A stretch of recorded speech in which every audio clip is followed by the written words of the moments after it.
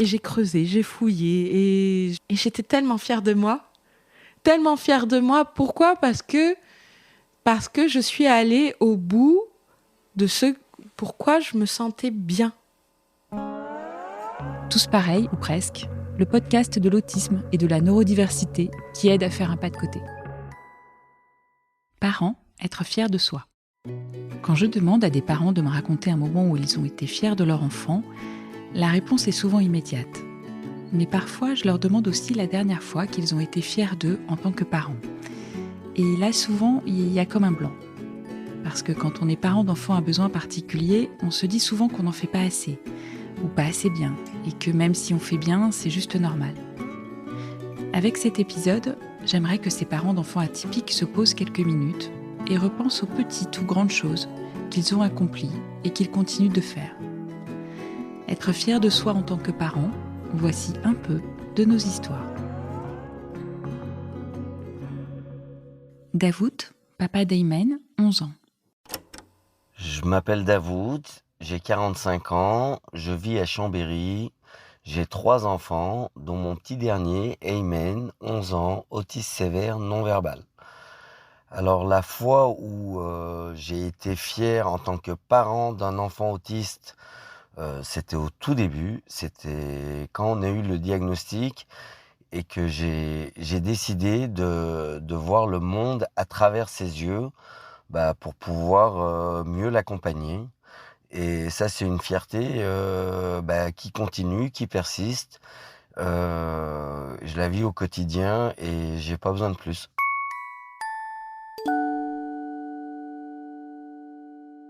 Laurence, maman de Constantin, 15 ans. La dernière fois que j'ai été fière de moi, c'était il n'y a pas très longtemps. On attendait depuis 2h30 le médecin à Necker, qu'il m'annonce qu'on va devoir réopérer mon fils. Et je lui dis quand même, vous savez, docteur, il a souffert plus de 6 mois après sa dernière opération. Et là, il a eu cette réponse mémorable, ce sont des choses qui arrivent. Et là, je ne lui ai pas mis mon poing dans la figure. Je ne me suis pas énervée. Je ne suis pas sortie. J'ai attendu posément la fin de la consultation. Et là, je me suis dit que je progressais beaucoup. Élodie, maman de Camille, 10 ans.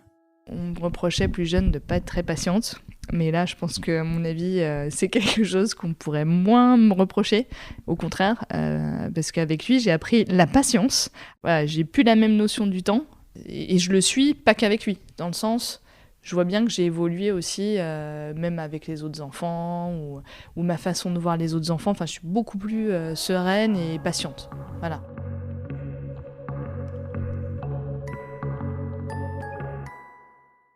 Alexandra, maman d'Arthur, 7 ans. Je peux dire que je suis fière de moi parce que je suis sortie de ma zone de confort. J'ai réussi à prendre la décision d'arrêter mon travail.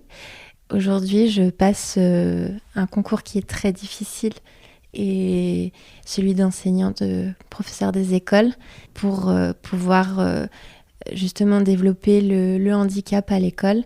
Enfin, il y a beaucoup de moments où j'aurais pu baisser les bras et arrêter, mais je me suis toujours accrochée en fait à mon but final. J'ai toujours essayé de regarder très loin pour voir pourquoi je faisais ça et donc je suis fière aujourd'hui d'avoir poursuivi et pour Arthur et tous les autres enfants.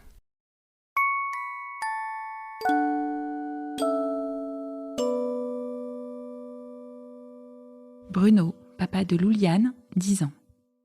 La dernière fois que j'ai été très fier de moi, je viens de franchir une étape dans ma formation de psy. Je me dis, avec le quotidien, avec la pandémie, avec ceci, je suis allé au bout de ma première année. C'est quand même du boulot, quoi. Puis je pense aussi peut-être fier à certains moments de vaincre certains démons, à ne pas s'autoriser à. Je suis parti en week-end ce week-end. C'est un exploit. Eugénie, maman de Naïs, 8 ans.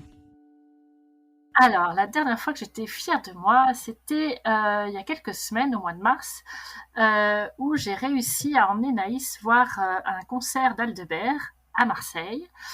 Et donc, j'ai tout organisé. Ça veut dire déjà bien planifier sur le calendrier. Ça veut dire en parler régulièrement, lui expliquer ce qu'est un concert. Et puis surtout, ce qui a été une grande aide, de contacter la troupe d'Aldebert. Et de leur demander d'avoir, alors je crois que ça s'appelle la setlist, donc la liste des chansons, en leur expliquant que c'était parce que j'amenais une petite fille autiste et que ça pouvait être un support. Puis arrivé le jour J, j'étais dans un stress pas possible. J'avais tellement envie que ça marche, parce qu'en plus on emmenait aussi son petit frère qui avait envie. J'ai cru qu'on n'arriverait pas jusqu'à la salle du concert, parce que arrivé devant la salle, c'était du monde, du bruit de la foule, et puis on s'est installé, le concert a démarré, et là je l'ai vu capter, et là j'ai pleuré. Je m'étais fixé comme objectif qu'on assiste à une chanson, et je lui avais dit aussi ça, Anaïs, c'est super si au moins on écoute une chanson, et puis si ça va pas, c'est pas grave, on sort.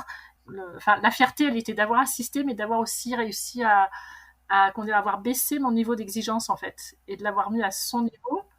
La fierté d'avoir un peu compris ma fille. Élodie et Alex, parents de James, 5 ans. D'avoir réussi à croiser le chemin de l'association sur les bancs de l'école. D'avoir obtenu gain de cause vis-à-vis de la MDPH. Magali, maman de Théo, 11 ans. J'ai trouvé la question difficile parce que c'est vrai que quand on est aidant, la fierté, c'est pas le sentiment qu'on ressent le plus facilement. On a plutôt des sentiments de fatigue, des doutes. Mais je me suis sentie très fière dernièrement quand le petit livre que j'ai écrit est sorti aux éditions Tom Pouce. C'est un livre qui s'appelle « Dis-moi Thomas » et que j'ai écrit pour adoucir le regard que les gens portent sur l'autisme. Et il y a plusieurs enfants qui m'ont dit avoir apporté le livre dans leur classe pour parler de l'autisme avec leur enseignante et leurs camarades. Donc je trouve que c'est encourageant et ça m'a rendue fière. Oui.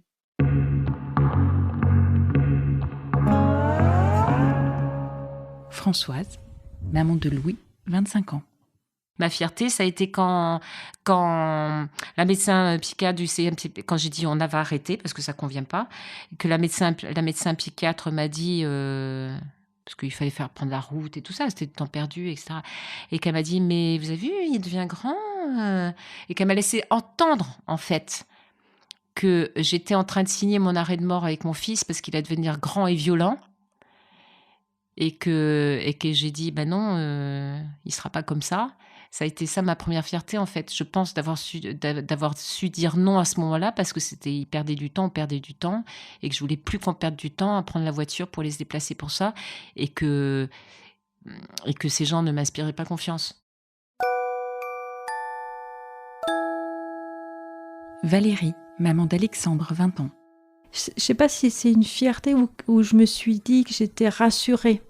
C'est quand on a eu le diagnostic pour l'autisme d'Alexandre à Robert Debré, où ils l'ont eu pendant une semaine à lui faire des trucs, etc., pour faire le diagnostic, puis faire les recommandations, et qui nous ont fait le rapport, et qui nous ont dit, au niveau prise en charge, en termes de recommandations, en fait, vous avez déjà tout mis en place, ce qu'il faut faire.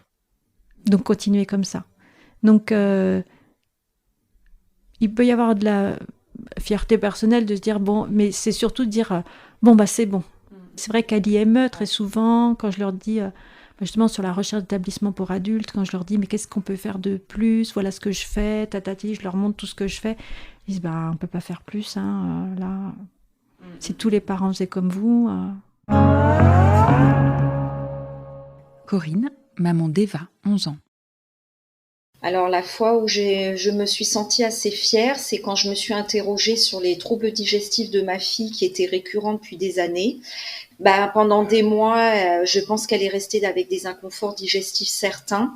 Il se trouve qu'elle a dû être opérée d'une hernie inguinale. Et comme j'avais en éléments et en main des choses là-dessus, j'en ai profité pour demander à l'équipe qui l'opérait, à l'anesthésiste, de lui faire des bilans sanguins. Et du coup, j'ai bien fait parce qu'il se trouve qu'il y avait des carences et surtout un marqueur cœliaque positif qui a donné suite à un changement alimentaire. Donc, je précise que ce n'est pas sur des groupes Facebook, sur des lectures que j'ai pris ces décisions-là, c'est sur des actes médicaux. Et ma fierté à la finale, c'est que ma fille me dit « Merci maman, j'avais mal au ventre ». Sandrine, maman de Léina, 8 ans. Aujourd'hui, j'ai eu un échange avec Gaëlle Van Tatenhove, qui est une spécialiste d'un outil de communication alternative et améliorée que j'ai décidé d'investir pour Léina, qui est loin d'être évidente dans le sens où en France, il est très peu connu. Et j'ai creusé, j'ai fouillé et je me suis mis en anglais, tout ça, etc. Il y a un chemin tout tracé. On nous dit, voilà, c'est ça. Ouais, mais je vois que ma fille, elle est pas à l'aise avec ce chemin tout tracé. Non, mais ça sert à rien de regarder ailleurs, c'est ce chemin-là. Et j'ai regardé ailleurs et j'ai trouvé des choses géniales. Ça m'a apporté beaucoup de fierté de me dire sérieux Sandrine, quand tu t'écoutes quand même, t'arrives à remuer des montagnes, quitte à aller jusqu'à l'étranger, quoi. Donc, ouais, j'étais assez fière de moi tout à l'heure.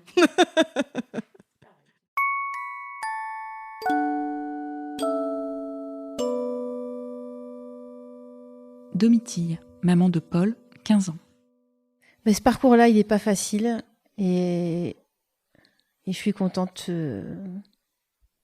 d'avoir tenu le choc ces quelques années. J'ai quand même pas mal de responsabilités sur mes petites épaules et je suis fière de moi de tenir le coup, ouais. Et d'arriver encore à sourire, à avoir envie de rire et de profiter de la vie avec mes enfants et pour moi toute seule aussi. Enfin, ouais. Je trouve que j'ai bien tenu le choc. Habituellement, dans ces épisodes, je me contente de recueillir les témoignages et ça m'arrange bien. Mais cette fois-ci, un des parents interviewés m'a gentiment retourné la question et je ne peux pas vraiment me défiler. Alors la dernière fois que j'ai été fière de moi en tant que maman, c'était cet hiver. Ma fille a traversé une période difficile avec beaucoup d'angoisse, de fatigue. Elle m'a dit qu'il y avait trop de choses, trop de rendez-vous, trop de pression, trop de tout. Alors dans les jours qui ont suivi, j'ai appelé le collège et j'ai demandé un allègement de son emploi du temps. J'avais un peu peur que cette demande soit mal comprise par la direction et mal perçue par les profs, mais ça a été accepté.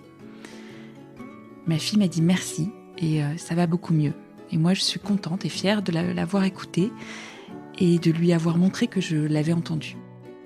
Un geste tout simple, mais un motif de fierté quand même. Tous pareils, ou presque, le podcast de l'autisme et de la neurodiversité qui aide à faire un pas de côté.